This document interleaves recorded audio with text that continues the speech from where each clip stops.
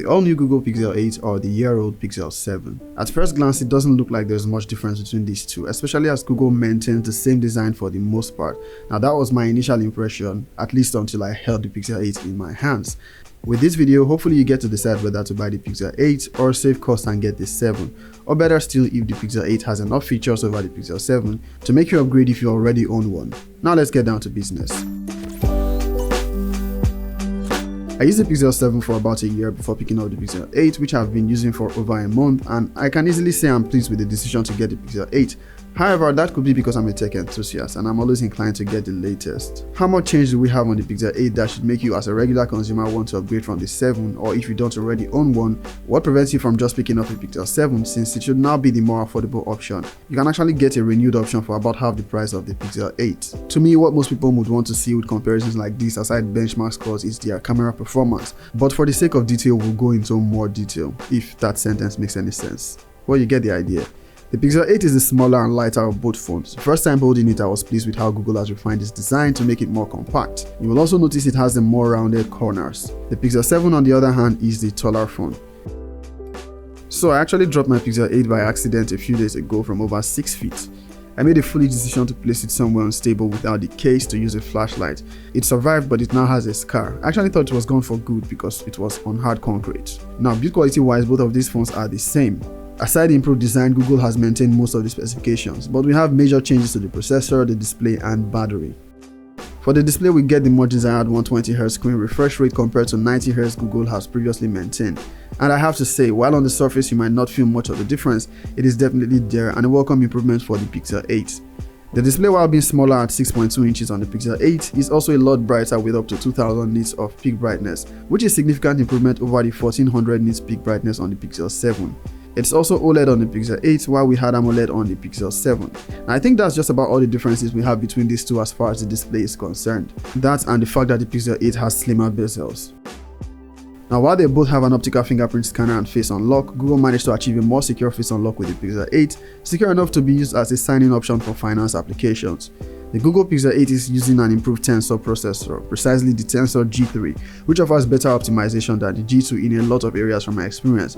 For one thing, it has better heat management. It also offers better gaming performance. As much as I'd like to go with the convention that Pixels are not great for gaming, I was actually impressed by the Pixel 8. You can confirm that from my video where I compared it to the Galaxy S23 FE, where it proved to be the better gaming device. Although you could say Exynos does not exactly have the best reputation when it comes to gaming. In the day-to-day usage of either the Pixel 7 or 8, you can expect good experience, especially on the software since both are on Android 14. I can say for certain the Pixel 8 got a much better software at launch than I remember with the Pixel 7, which occasionally still had bugs. That has not been the case with the Pixel 8 in my experience. The software has been flawless with over a month of usage so far.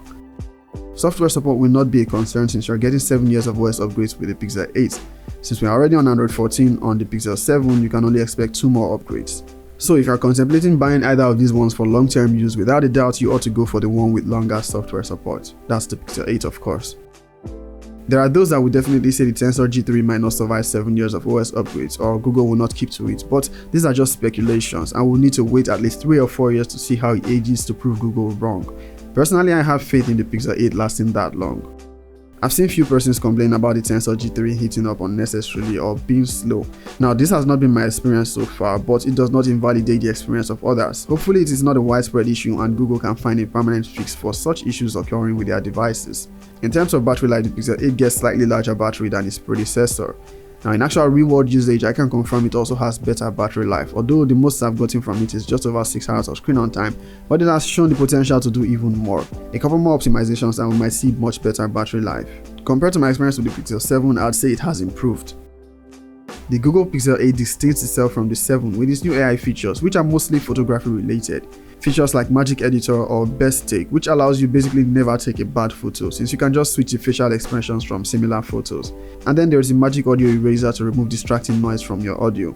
These are features currently exclusive to the Pixel 8 series, but there is no telling that it's not coming to the Pixel 7 in the long run since they are mostly software based and might even require the internet to work. Specifications wise, the cameras are mostly the same with minimal changes to the aperture on the main camera, a wider field of view for the ultra wide, and the selfie camera which is now 10.5 megapixels from 10.8 on the Pixel 7. The Pixel 8 also now gets a macro mode if you are into macro photography. But what do all of these translate to in terms of photo quality when compared? Now, I could easily say the differences are not drastic, but it's easier to let you be the judge from what you can see on your screen. Now, both are compared in different lighting conditions. They are really close, and unless you are putting them side by side, you probably can't tell which phone shot which photo. Sometimes they are similar, other times it just favors the Pixel 8, especially with the selfies.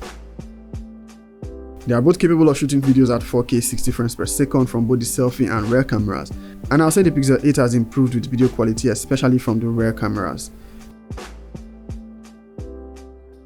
Okay, YouTube, so this is what it looks like filming with the selfie camera of the Pixel 8 and the Pixel 7.